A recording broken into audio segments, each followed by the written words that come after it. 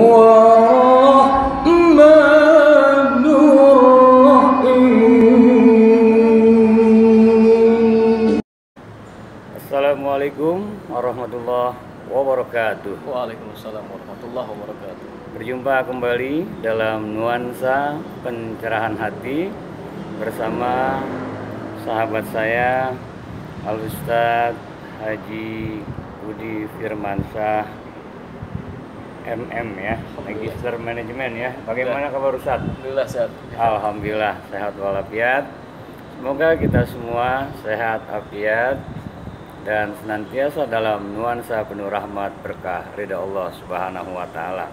Amin. Ya, selagi jumpa nih dengan sahabat kita Pak Ustadz Budi, bagaimana nih kaitan terkait dengan dakwah dalam perkembangannya baik di medsos maupun dakwah-dakwah lainnya. Saya ingin pencerahan juga nih dari Ustadz Budi tentang dakwah dengan dunia dakwah. Silakan Ustadz. Alhamdulillah, terima kasih Ustadz Mahdi dan pemirsa dimanapun Anda berada. Syukur alhamdulillah kita masih diberikan nikmat oleh Allah Subhanahu wa taala. Tentu sebagaimana yang tadi disampaikan bahwa bagaimanakah perkembangan dakwah melalui media sosial. Ya. Tentu kita sebagai hamba Allah Subhanahu wa taala tidak terlepas kewajiban kita untuk selalu berdakwah dimanapun, kapanpun. Kita harus ada girah atau ruh semangat untuk berdakwah. Dakwah itu tidak sempit, bukan di atas mimbar, tetapi dakwah itu harus kita kembangkan baik di media sosial, baik bentuk tulisan dan media-media yang lain. Jadi luas ya Ustaz ya. Alhamdulillah. Jadi untuk sekarang di dunia medsos ini efektivitas dakwah pun harus ditingkatkan dan ternyata bukan hanya di atas mimbar ya. Betul. Konkretnya gimana Ustaz? Ya, baik.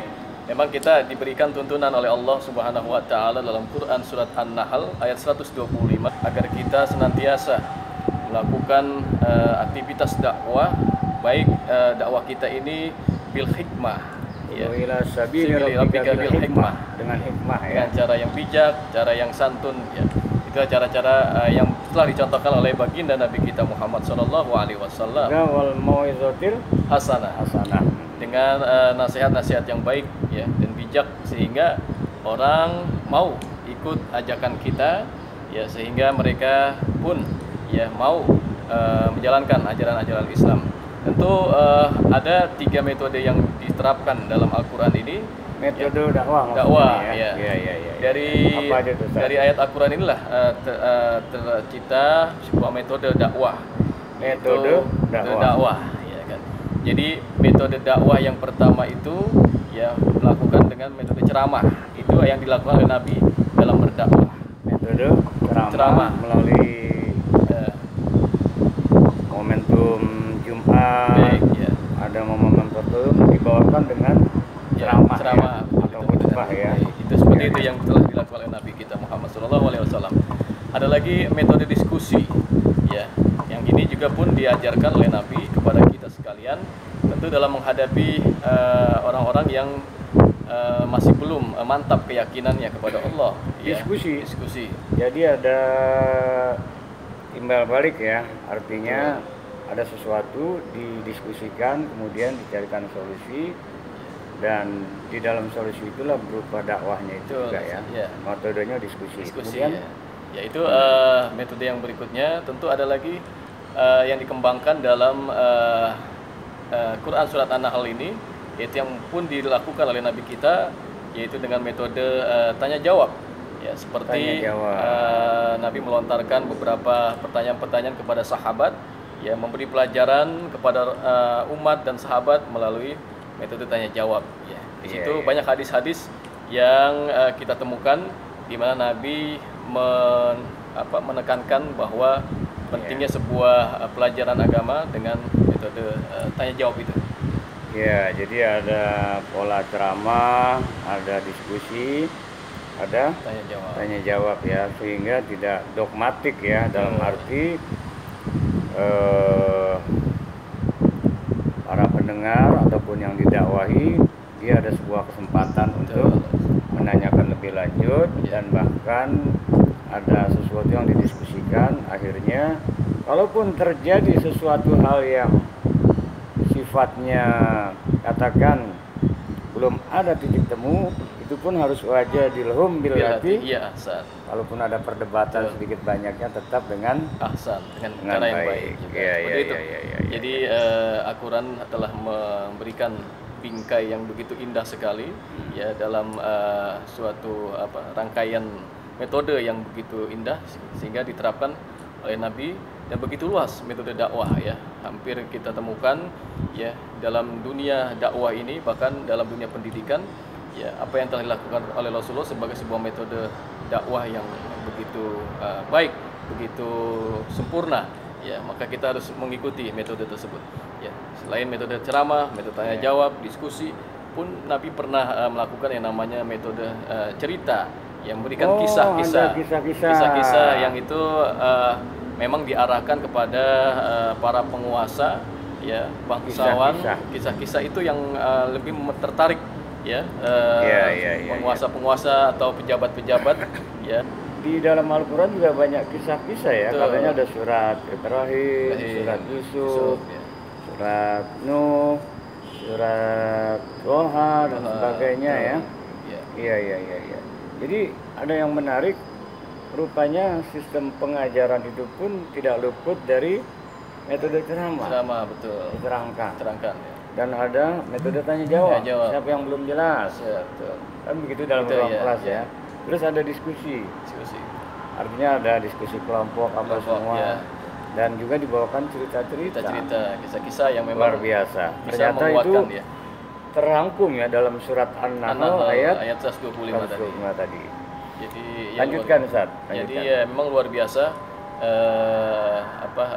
tuntunan Allah dalam Al-Qur'an untuk menjalankan aktivitas dakwah, dan kita tidak boleh ya hari-hari kita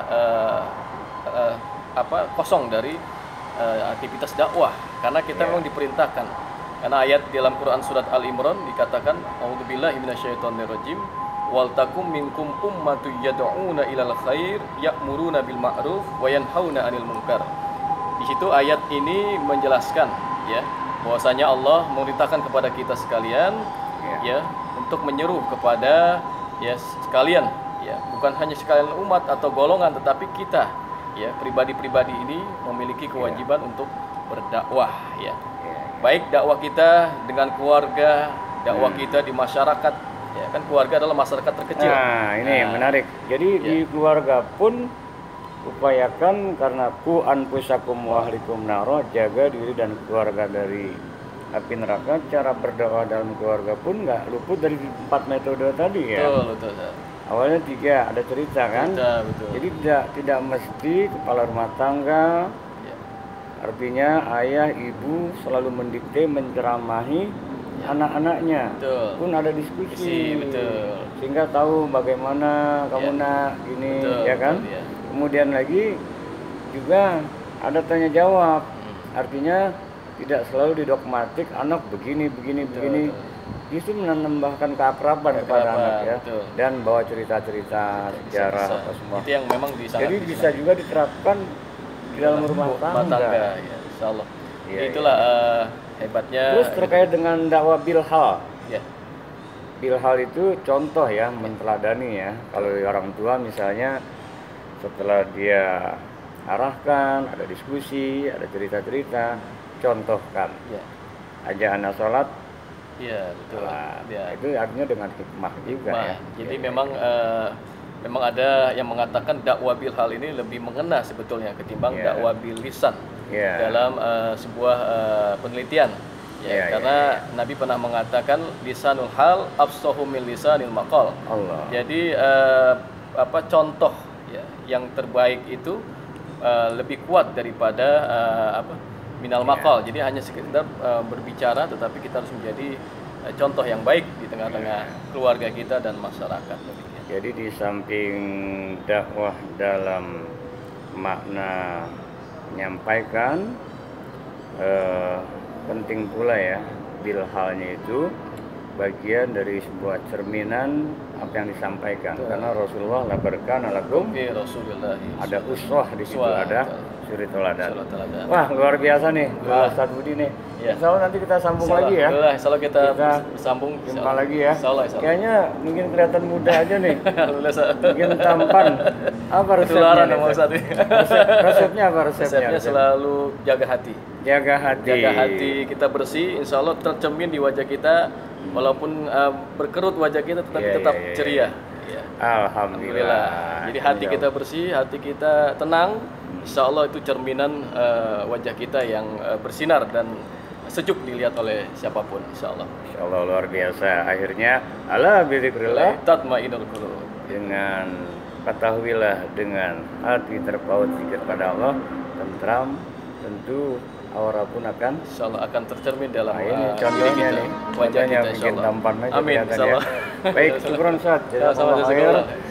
Demikian sejenak bersama guru kita Al-Ustaz Haji Budi Firmansyah, Magister Manajemen. Semoga bermanfaat. Mohon maaf lahir batin. Akhirul kalam. Wallahul muwaffiq ila aqwamit thoriq. Walaupun minkum. Assalamualaikum warahmatullahi wabarakatuh. Waalaikumsalam. Alhamdulillah.